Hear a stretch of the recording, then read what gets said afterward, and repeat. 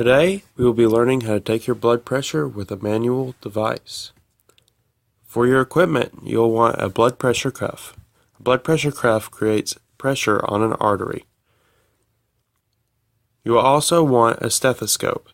A stethoscope helps you more accurately listen to blood flow.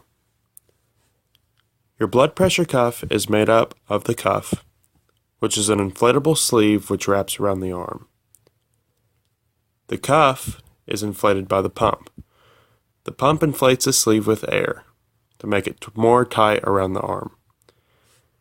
The sphygmometer, which is also the pressure gauge, measures how much air is inside the cuff around the arm. For the stethoscope, you have the earpieces. The earpieces are placed tightly within the ear. The listening diaphragm, the other part of the stethoscope, amplifies sound where it is placed. Before initiating contact with your patient, you want to ensure that your hands are clean. You can do this with either soap and water or administering some hand sanitizing gel. Next, you're going to take your patient's arm and locate the brachial artery. Going to do this on the interior side of the arm, about 2 finger widths above the crease of the elbow. Next, on your blood pressure cuff, you're going to identify the artery marker. For this one, it is a white arrow. You're going to align the marker with the brachial artery and then snugly wrap the cuff around the patient's arm. Next, place the diaphragm of your stethoscope onto the patient's arm and make sure that the valve on your pump is completely tightened.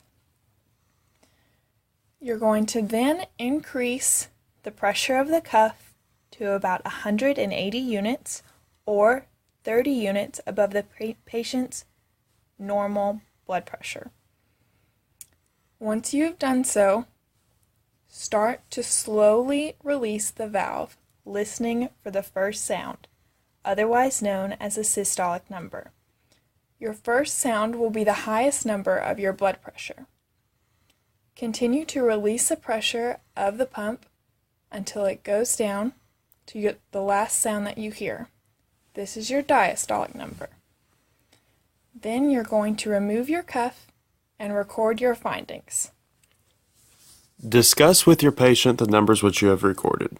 The first number that you recorded goes over the second number that you recorded, and this is their blood pressure recording. Too high of a blood pressure could lead to things such as stroke, heart attack, or heart disease.